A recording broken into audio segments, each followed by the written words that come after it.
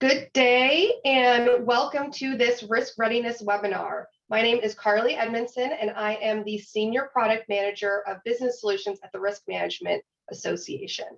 RMA is proud to make this presentation complimentary to members. If you're not a member, explore all RMA has to offer at rmahq.org. Today's webinar is the latest installment of Credit Trends in Commercial Lending, Credit Risk Navigator, presented by Tom Cronin and Jeremy Chelson from AFS. During the presentation, if you have a question for any of our speakers or panelists, please submit using the Q&A feature at the bottom of your Zoom screen. We will address as many of your questions as we can at the end of the presentation. With that, I'd like to turn it over to Tom Cronin from AFS, who will introduce our topic today as well as our speakers. Thank you.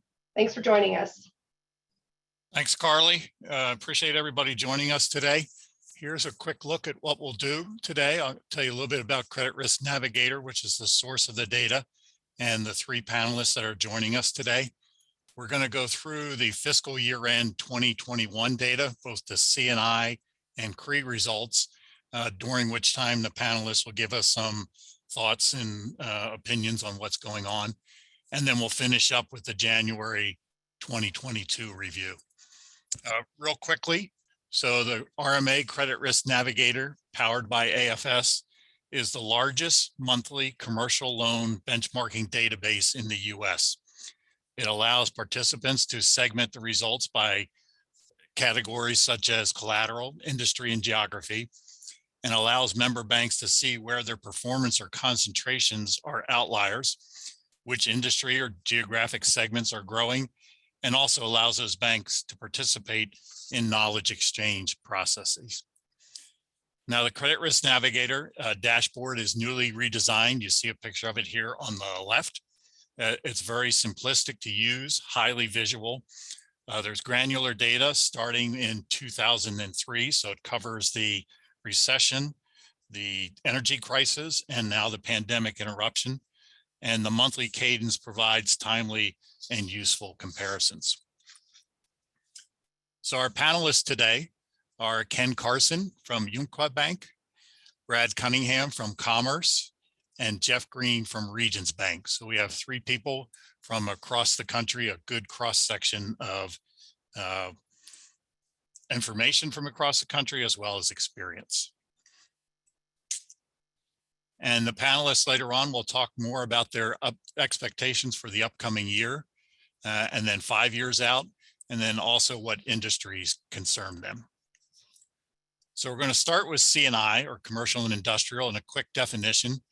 When we say C&I, we mean loans to companies with sales north of $1 million, and these are business purpose loans that are manually underwritten and scored, and the loans secured by owner-occupied real estate are in here as C&I. So our first chart is going to be the delinquency trend by industry, and the dark blue bars are from December 2020, and the light green bars are December 2021. And while CRN has loans 30 to 59 days, 60, 89, and 90 plus days past due, what we're looking at here is just the year-to-year changes in the short-term delinquency, so the 30 to 59 days. And the overall trend, what we're seeing here is that delinquency levels increased.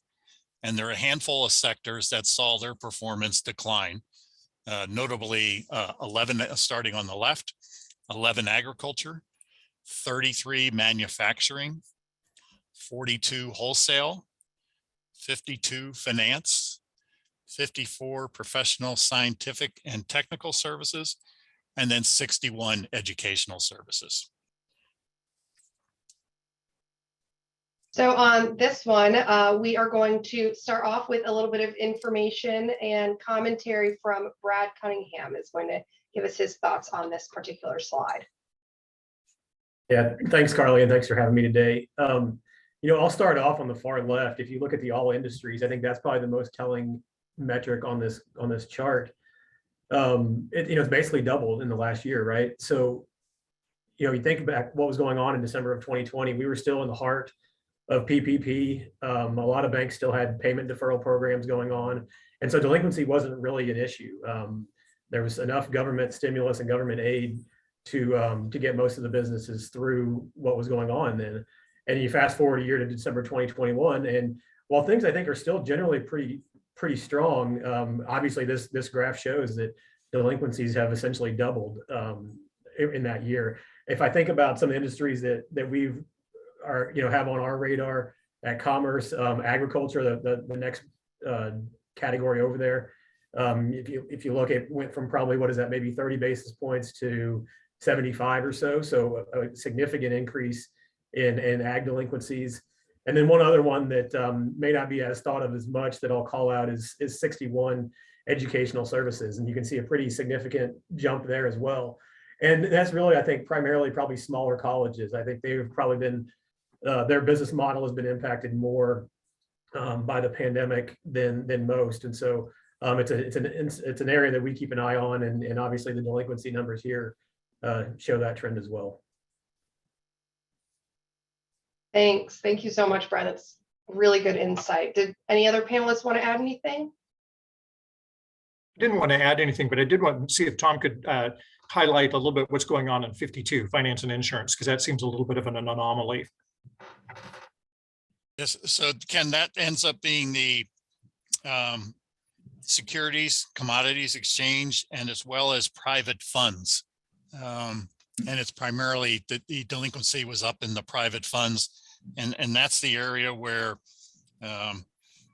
people are making loans to companies that are investing in what we believe are high leverage transactions. And those types of companies are starting to, the highly leveraged transaction type companies are starting to have some issues, which are reverberating back into the companies that the banks are lending to. I'll just note, we're in terms of the mining and gas improvement, we're seeing similar trends. We have, a lot of energy companies in our book, and we are seeing that similar trend. And one of the things we think about going forward, obviously, we're approaching that $100 oil. That's obviously good for that sector, but we know it's one that is highly volatile and one that we continue to watch. It's been the sector's sort of benefited a little bit from, if you think about the ESG concerns and some of the investor, focus there has been on firms being profitable as opposed to being, necessarily high production levels. So, kind of as we look forward, does $100 oil start to move them more towards more production, maybe a little less, more threat of a profitability, especially if prices do, reverse here in the short term, or the near term. Great, thank you. I think we can probably move on, but that's great commentary. Really appreciate it. All right. So here's our non-accrual trend, and unlike delinquencies, the overall trend in non-accruals has been positive. And leading the way by far was 21 mining, oil, and gas. And we saw improvements in a few other sectors, such as 45 retail, 53 real estate, and 55 management of companies. On the flip side, we saw declines in performance, and a couple of these you'll recognize as having issues in the delinquency. We saw declines for 11 agriculture, 53 manufacturing, and then 56 admin support and waste management. And it's the waste management piece of that that we saw the increase in non-accruals there. Jeff, if you could get us started on some thoughts that you had on this one. Well, I find the agricultural one interesting, and I think this might be where, sort of being a regional bank comes into play, because I think in our discussions last week with some of the panelists, different experiences. We're a little bit more focused in the Southeast, in the Midwest. We've had ample rain through the last couple of years, pretty good crops, and so we have a focus more on program crops like soybeans and corn. And they've, if you look at commodity prices, they've done pretty well right now. I think some of the other panelists might have discussed some concerns about dry conditions across the West, and that could be affecting their portfolios, and that might be what's driving a little bit of that increase in the last year. Yeah, I'll piggyback on that, Jeff. We're located on the West Coast, and the California and parts of Oregon and Washington are experiencing the century's worst drought and the longest drought, and water is a huge issue for the ag industry. And we're seeing that playing out in that industry. We're seeing it playing out here, obviously by higher delinquencies, higher non-accruals, and it's an industry we're watching. There's also just concerns about environmental and climate change risk that's going to be within that, which I think is somewhat related probably to the drought.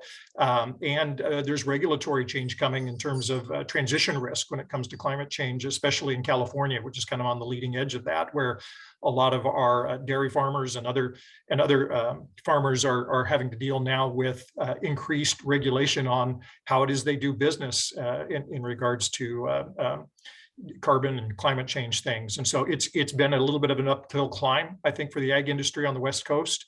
And it's an industry we're looking and watching very carefully. Two industries that I'll point out on here that are both actually improving but still elevated are 71 and 72. So 71, arts, entertainment, and recreation. We've seen an improvement. Obviously, that's one that was hit hard by the pandemic. And now with inflation where it is, and discretionary spending being important to consumers, that's one that we could see decline again. And the same with accommodation and food service. Obviously, we know restaurants took a big hit during the pandemic, and now with labor shortages as well as rising food prices and things like that, and discretionary spending coming into play there as well. That's another industry, I think, that while we see improvement on this chart, both of those industries I think are going to continue to see stress as we head through 2022. Thank you. Yes, well, actually, we'll be digging into arts and entertainment, accommodation and food service, and then also retail trade soon to show sort of, in general, a lot of those are showing improvements, but it's very much so based on the more specific subsector. So I think we can move on, Tom. Thank you. Okay. So real quickly, when a bank joins the Credit Risk Navigator, we map their borrower ratings, pardon me, to the RMA 10-point scale. And on that scale, loans 7 through 10 are categorized as criticized and commonly referred to as special mention, substandard, doubtful, and loss. Pardon me. And at the beginning of the pandemic in April 2020, banks moved a large portion of their portfolio to special mention. Reflecting basically the uncertainty that prevailed at that time. If you remember back then, everybody went home, nobody was eating out, and nobody really knew what was going to happen.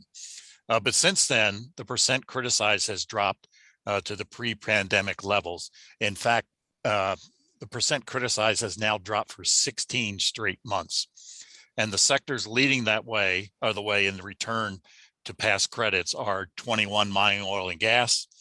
And then the two we just talked about, 71 arts, entertainment, rec, and 72 accommodation and food services.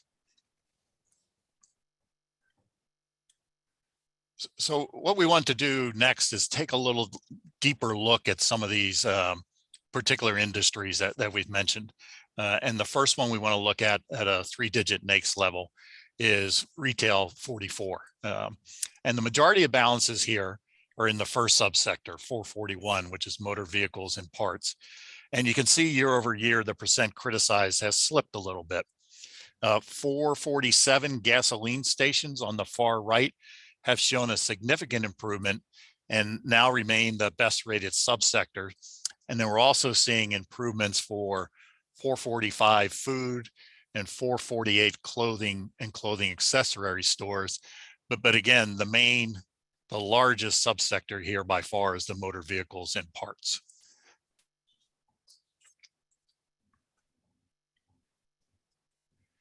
The next retail piece is 45 retail trade. Comprises the sporting goods, the general merchandising stores, miscellaneous, and then non-stores. And the two largest subsectors are shown on the right of this.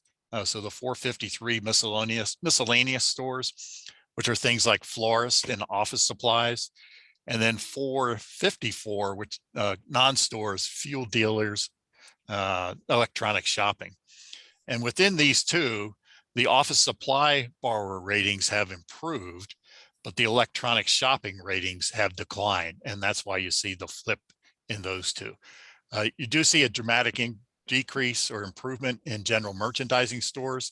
But to be honest with you, there's not a lot of outstandings in that particular category. So that really didn't move this overall sector.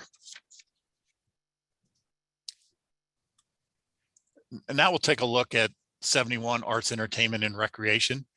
And you can see that 713, the amusement, gambling, and recreation, it's the largest subsector, and most of the improvement for this sector came from that particular sector, subsector. And within that subsector, most of the improvement was for fitness centers.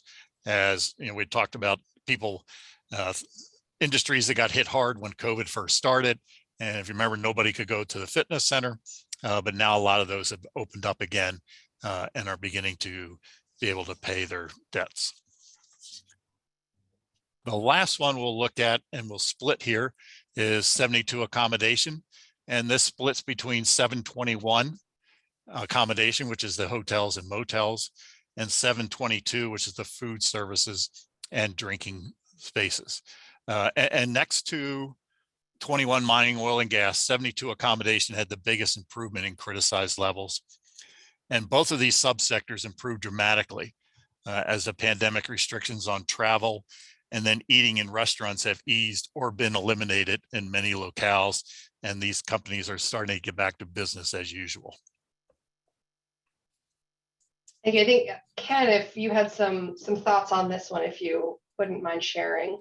Yeah, the challenge on this is this kind of paints a broad brush. And I think that what we're observing is there are segments between both of these which are doing better than others. So for example, within accommodation, those hotels and motels that are in more tourist locations or travel-oriented locations are doing quite well and did very well this last year. But those that are looking at business travel primarily, so large metropolitan areas, still are struggling with occupancy. They're not bouncing back, because I think the business travel has not bounced back either. And so while there is improvement, that improvement seems to be in a fairly narrow segment from what we're seeing for those which are more tourist-oriented. And we're still waiting to see what's going to happen with business travel. Long run, I don't think we think it will return, but we're not quite sure when. But this isn't an area that we think is going to be a long-term concern for us. I'd say on food service, it's the same thing. You know, all through the pandemic, there were restaurants that were closing and struggling.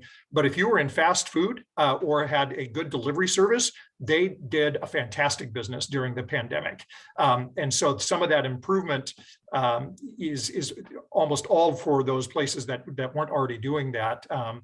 So it was, you know, in our portfolio, it was just pretty much, you couldn't just say all food service was doing poorly. Some people had banner years in 2020 and 2021. Other ones, you know, didn't even survive because they were reliant on that traffic in their restaurants. So you just, one of those things, you have to be careful with these broad strokes when you're making comparisons. It doesn't represent everybody within those industries, and you know, we have to dig a little deeper into our portfolios to see what's really going on. And it raises the question, you know, what happens going forward? You know, do we just become a drive-through nation with much less, you know, does that change how these operations work? Do you know, ghost restaurants and things like that, where you know, just anecdotally, driving back from South Carolina this last weekend to find an actual you know, restaurant that had inside dining as opposed to just having the drive-through open was, you know, along the highway was pretty tough. It was surprising how much, you know, there's still the reluctance to open up the dining rooms. And we're experiencing a lot of the same things that Ken mentioned. I know he's on the West Coast and we're in the Midwest, but same thing. Central Business District hotels are still struggling. Highway hotels or hotels in leisure locations are actually doing just fine. One thing I would note is we've actually seen an uptick in hotel properties being sold in some of our central business districts in the last, say, 6 months or so. So the investors are starting to get back out there again and start looking at these properties. So, you know, long term, if we're looking 3 to 5 years out, hotels is not an industry that we have a lot of concern over. We think there's still going to be some time for it to bounce back, but it's not a big concern on our radar right now, long term. Thank you. It's great insight. I think this is one industry that we all experienced reasonably personally, as opposed to just seeing it as it relates to the data on the screen.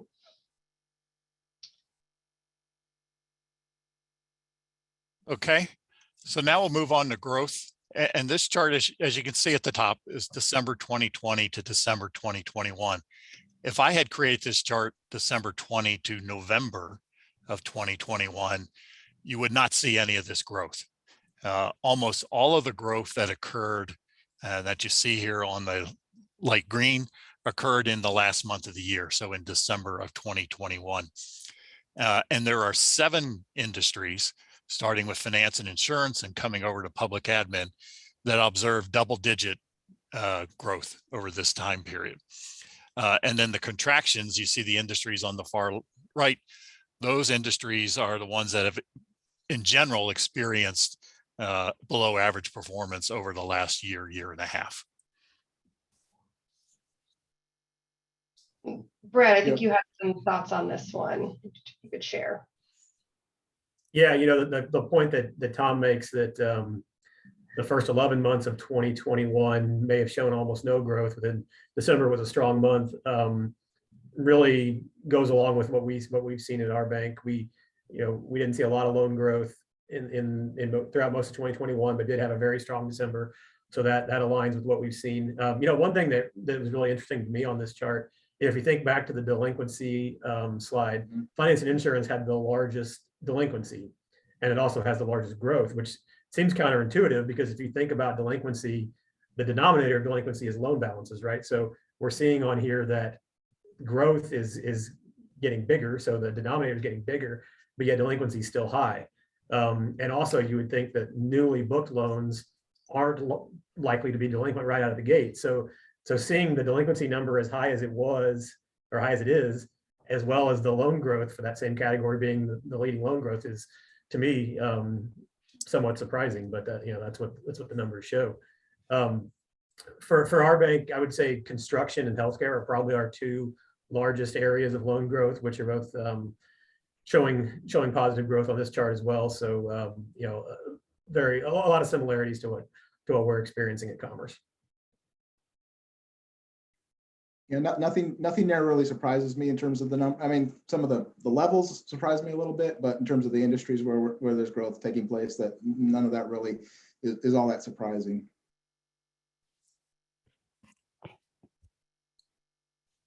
Thank you, Tom. I think we can move on this one. Okay, so now we'll look at CRE and a quick definition. So we adhere to the interagency guidance of classifying borrowers as CRE. Basically where the majority of the payback comes from the sale or leasing of the property. And you'll often hear this portfolio referred to as investor-owned properties. Non-accrual by property type.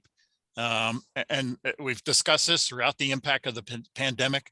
Lodging has been impacted more than any other property type. And while we saw some improvement in 2021, lodging remains the worst performing property type by far. And also, we touched on this, somewhat surprising to me, is the favorable performance of office buildings. And as more businesses announce that employees can work from home on a permanent basis, you have to wonder about the long-term prospects for this property type. Thank you. Yep, Ken, go ahead. I was just going to say, I'm not surprised by the low level of non-accrual in office for right now. But we still have concern about it long term. And that's because most office buildings are in longer term leases. And so even though you've had behavior changes in the office sector from those who are leasing that, you don't just cut those leases off. They're going to take time to roll off. And so I think we're looking more at a 3 to 5 year horizon to see where this is going. If we are seeing it, a dramatic shift in the work from home, where people are not going to renew leases, or if they're going to renew leases at with less square footage, I think that's where we're concerned. it may be counterintuitive, but we're actually more concerned about the office than we are the lodging category, even though the graphs would indicate we should be just the opposite of that. And that's because we really are looking at that long term. And I don't know what everyone's probably got their own experience, but we just look at our own bank, and a number of back office is people are going hybrid. We're not going to need the same number of square footage just even for our own bank. And so you multiply that across the whole economy. I think there is some concern there, but it's an industry we're watching, and when we're doing our underwriting in that, we're going to stress that a little bit more than maybe we would have otherwise as part of our underwriting.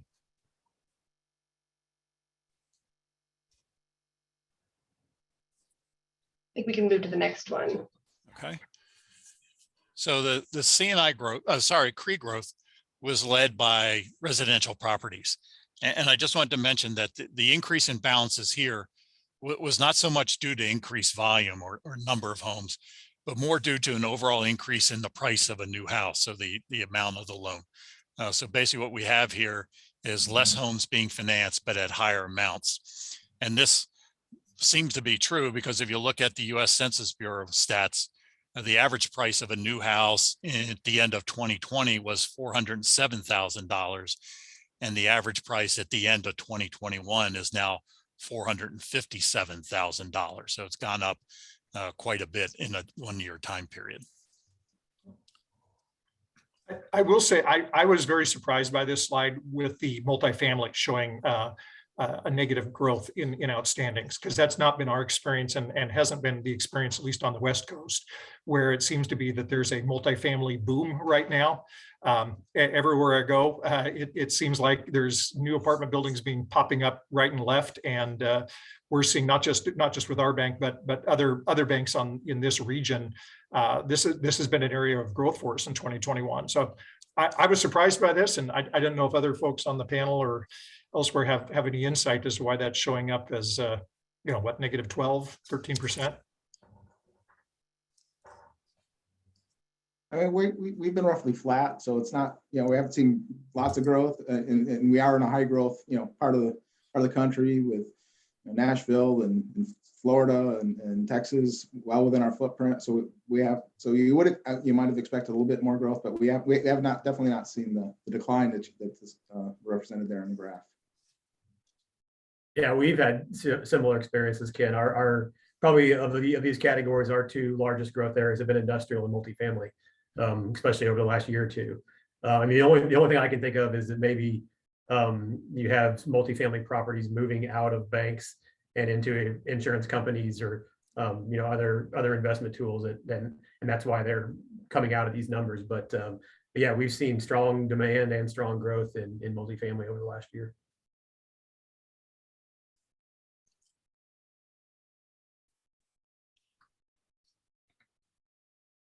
I think we can move on, Tom.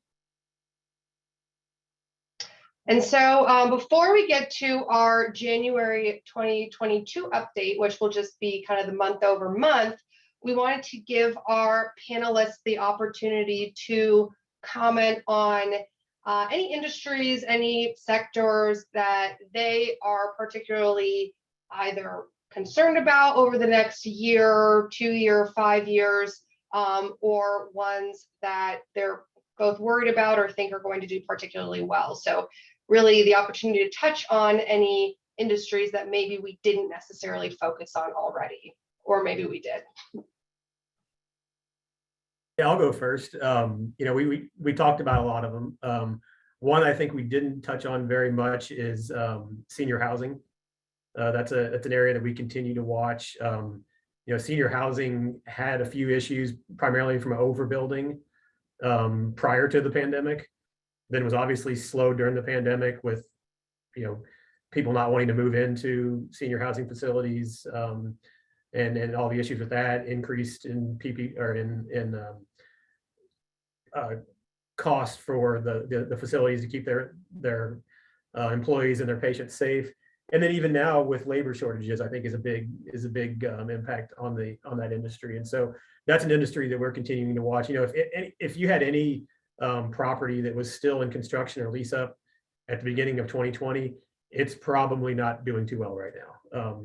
And there just hasn't been too much growth in occupancy over the last 2 years. And so that's one that's going to continue to linger on for a while. So that's one that we're definitely keeping an eye on. And then we haven't really talked, and I know that the slides don't really focus on this, but consumer lending with inflation and all that comes with that, I think is going to be could be a hot button topic over the next couple of years as well. I think there's been some articles that have come out that said that the recent inflation has increased an average household's cost by about $250 to $280 a month. And for a lot of people, that's significant. And so then you have to choose between, do I go to the grocery store this week or do I make my car payment? And so that, that can have a pretty drastic impact on some consumer loans. Yeah, I mean, building off that, you think, oil prices continue, or gasoline prices continue to rise, food prices are rising, now we're worried about avian influenza, potentially that could push chicken up, it's what I think is interesting is how all these, we're so close on the edge that, a boat going sideways in a canal, causes mass disruption to worldwide trade. We don't have a lot of slack in the system right now. So you just don't know what the next thing is. Trucking strike in Canada causes mass disruption to the auto sector. Now, what is the next thing that's going to trip us and all of a sudden, cause the economy to slow or hit it again? And like I say, we've had gasoline prices go up, food prices go up, utility prices will probably have gone higher. So that's a lot of discretionary, or excuse me, non-discretionary spending tied up in those, and that ultimately that'll have an impact on availability for discretionary spending. So we want leisure and those kinds of things to come back as the economy opens up, but will there be that opportunity for consumers to do that? I would agree with that. I mean, we've already talked about sectors such as ag and office, but really our more immediate concern where we're really looking is the more macroeconomic issues of inflation. And then related to that is rising interest rates as well. So that there's, we're looking more closely, I think, at, the leveraged lending portfolio, as interest rates goes up, that's going to have an impact potentially on the performance there. And there's going to be other areas that are going to be more rate sensitive than others as well. But then just overall inflation, what is that? Can the Fed land the economy, reducing inflation without tipping us into a recession? We'll have to wait and see what happens there. So I think that we're more looking just at the macro sense than any one individual sector per se for the short run. And I'll just add one other thing that sort of coming out of the pandemic is size has obviously had an impact. So bigger retailers have benefited at the expense probably of smaller retailers. Bigger restaurants, they're able to have drive-throughs and operate things or have better effect or better abilities to deal with this, and so they performed a little bit better. The ability to handle supply chain issues, the ability to pass things off. If you have a brand, perhaps you're able to raise your prices a little bit more readily than somebody whose brand is less not the top of the line. So it's been I think an ongoing trend of bigger companies benefiting at the expense of some of the smaller companies. So that's something we could be looking for in the portfolio as well as looking at size and how that's performing.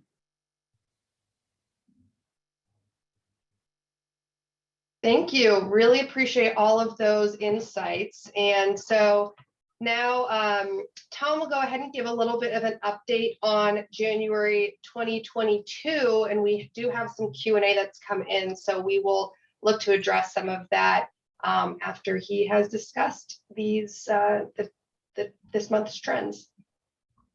All right, thanks, Carly. So what I wanted to do here is split for a second the percent non-accruing in the dark blue versus all the past dues. The percent non-accruing dropped again. We talked about this on the 2021 data, and we're now at the lowest levels we've been since pre-recession. So have recovered all that you lost during all the problems you had during the pandemic, everything that happened during the oil and gas crisis, and then the recession. We're back to 07, 08 levels. Short-term delinquencies, on the other hand, that's the light green, are up again and remain what I call stubbornly high. And if you look at this, you see that so they're up to 0.61 in January, which is up from 0.52 in December. But if you go back to May of 2021, short-term delinquencies were at 0.37%. And so we've almost, not quite, but almost doubled since that time. And I thought Brad's comments were interesting about, the impact now of everything, all the support systems now being gone, and companies are having to run on their own steam, so to speak. So the short-term delinquencies still continue to be high and actually going up. So non-accrual by NAICS. So most sectors here saw the improvement that we saw in the overall level. The only sectors that had a decline of any significance were 11 agriculture and 45 retail. And again, that's the retail with the hobby store, sporting goods, general merchandising scores. They weren't up a lot, but they were up more than anybody else, any other business. On the CRE side, so the non-current rate, which is the non-accruing plus the 90+ days past due, that continues to improve. It's not improving as fast as what we're seeing with C&I or as deep, but they are getting there. And they too are starting to reach the pre-pandemic rates. And when you look at non-accruals by property type, the obvious is lodging, still high, that's 6.6%. And I did want to mention that we did see an increase for office and retail this month, both very, very slight. So office went from 0.18 to 0.25 and still remains low. Retail from 0.69 to 0.73. But we're going to keep an eye on these two, as Ken had mentioned, particularly office, and see what's going to happen with these as we go forward. All right, Carly, so that's January. So turn it over, I guess, for questions. Great, thank you so much. So we do have a couple of questions that have come in. So in some cases, they're more for myself and Tom. In some cases, they're for our panelists. So we will start going into some of those. So a question that we had are startups and others who maybe weren't considering expanding their office footprint using the opportunity to move into office CRE. Is that something that any of you on the panel have seen? No, not really. I mean, there's always startups available, but in talking with some, this is anecdotal, obviously, but a lot of startups are starting up with the assumption that their people are going to be working from home. The labor market is increasingly demanding that. There are people who are now looking for, with a tight labor market, if you're somebody who wants and likes to work from home, you can pretty much demand it now. And because it's so hard to find workers at this point. So that may be happening in segments. I'm not saying it doesn't happen, but I think what we're observing is more, the startups are starting out of the scratch with, out of the gate with the idea of that a lot of people are deciding to kind of keep that work from home kind of a long-term strategy. Absolutely. I think that makes a ton of sense. It's definitely why pay for the space if you don't have to. And there was a question that was kind of in the same vein. We're seeing more conversion of office to multifamily, causing concern about oversupply of multifamily. Would the panel comment on what they're seeing and the risks that may be associated with this? Yeah, I mean, I think there's always the risk of oversupply. That's kind of the fine line you walk. I think going back 3 years, we were kind of walking that with senior living.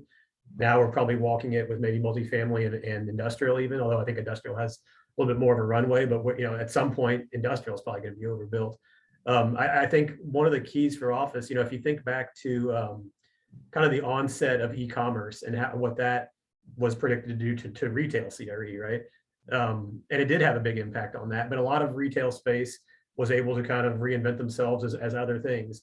And I think that's what you're going to see from office as well, is that, we all know that we're not going to need as much office space in 2025 as we needed in 2019. But the question is what does that become? How do they reinvent themselves? And if if there is a way to utilize that space in other ways, the property developers will be creative, and we may not see too much issues with office at all. So it'll be interesting to see how it plays out over the next few years. I would add that in terms of oversupply of multifamily, I think the number to look at is what's happening with single family residence sales. At some point you're pricing people out of the market, and they still have to have a place to stay. So where do they go? They go to multifamily, and I think that's what's driving still the strong demand in the multifamily area. You just have families that can't get into homes any longer. I think if you see that cool down a little bit, I think maybe that might be an indication that there could be some trouble potentially brewing ahead for multifamily. But for now, as you got new household formation, those new households aren't able to get into their own homes and purchase homes right now because the prices have jumped so high.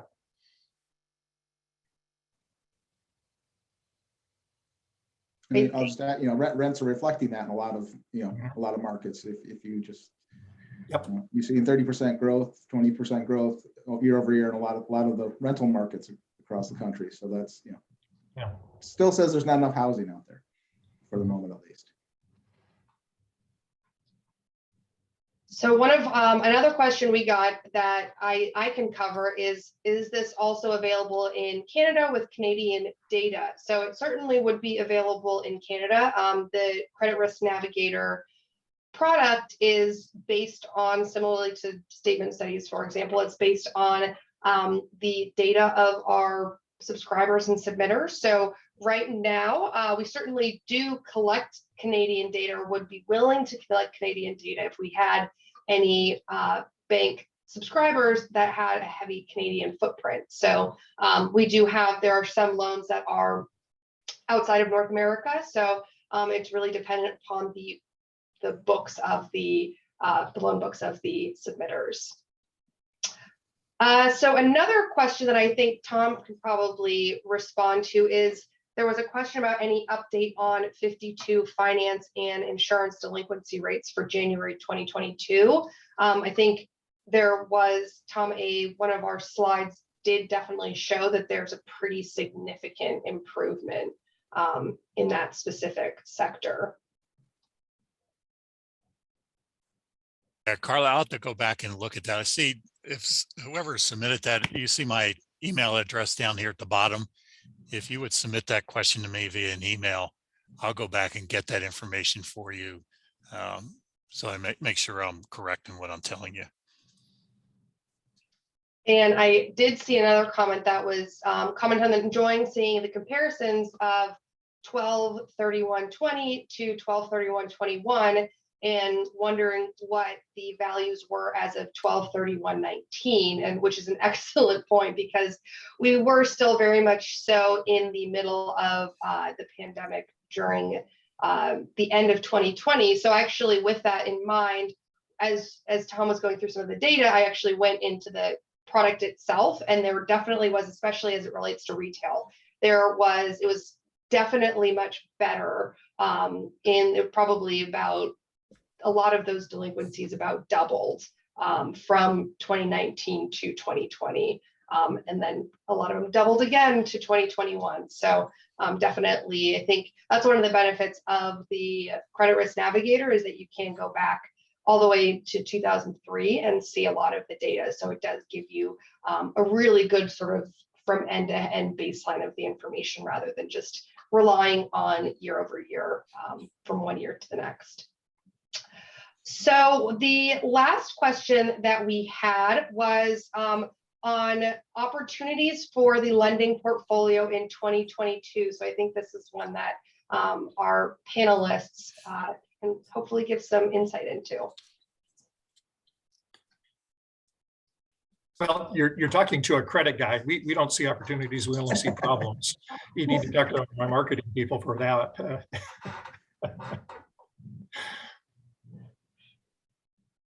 Yeah, I don't know that I have any great insight. I assume the question is referring to loan growth. If I had some great ideas, I'd keep them to myself anyway. So I don't know that I have anything to add. Well, I mean, I think we see opportunity. Again, it's a lot of it is around, working around supply chain issues and labor shortages. So more digitization, AI, and a lot of things that can help work around, get you through these issues. I think those are some of the opportunities we see. And just the hope for continued improvement in the economy overall. And again, return to more service-based spending away from goods. So that does create some issues on the retail side, perhaps, as consumers shift their spending, watching things there, but then creating new opportunities in services that they're buying. So that's hopefully, assuming the Fed gets us through this in a nice, soft landing on interest rates, that would be sort of where we'd be looking to go. I would say we've always found our best opportunities are not to chase after particular industry sectors, but to find those borrowers and those customers who are doing well, even within going against headwinds. So even though we may have some industry concerns in ag, there's also some very strong performers in there that we want to continue to do business with, and we want to expand business in. There's so for us, we've never said, hey, we're going to go after this one particular sector. No, we're going to go after those customers and those borrowers who are leading the industries and who know how to navigate against headwinds and have strong balance sheets and good cash flow and good management. So for us, that's where opportunities found. It's in the individual company. It's not in sectors. It's not in industries. It's in your borrower. Thank you. I would definitely, as a former credit person myself, I would definitely agree with that. I will say that we've seen there's definitely an appetite for loan growth, particularly kind of coming out of the pandemic. And so interestingly, typically, I think Credit Risk Navigator as a whole has been seen very much so as a credit tool used by credit people where it's focusing on minimizing that risk. But we've actually been asked, we have a section in it that talks about the top 10 worst performing industries. So you can go in and look at your own book and make sure that maybe you don't have a huge concentration in one of those. But we actually have been asked, I think, because of that appetite for growth, but obviously sort of safe and risk averse growth. We're looking at adding a function that's actually the top 10 best performing industries. So it's something that you can look at rather than just fully focusing on mitigating risk, figuring out, okay, what are ways that we can grow while also keeping the risk as low as possible. But definitely that appetite for loan growth is there. So I think we probably have some more sales and business focused people on the call who are like, okay, what industries do I need to be excited about? Well, thank you to our panelists so much for participating today and for giving some great insights into the data, into what you're seeing at your own organizations. Thank you, Tom, for sharing your insights as well. And to everyone on the call today for joining us. I don't think we had any additional Q&A. So we do thank you so much and look forward to having everyone at our next session on credit trends. If you were unable to join the live demo that we've done for the new interface for Credit Risk Navigator, you can go to the rmahq.org website and actually watch that on demand. We had a great conversation regarding the new platform and how you can use it in some real-time scenarios. So this concludes our webinar. Please take a moment at the conclusion of the event to complete the post-webinar survey. Thank you, and we look forward to seeing you at the next session. Thank you. Thanks, everyone.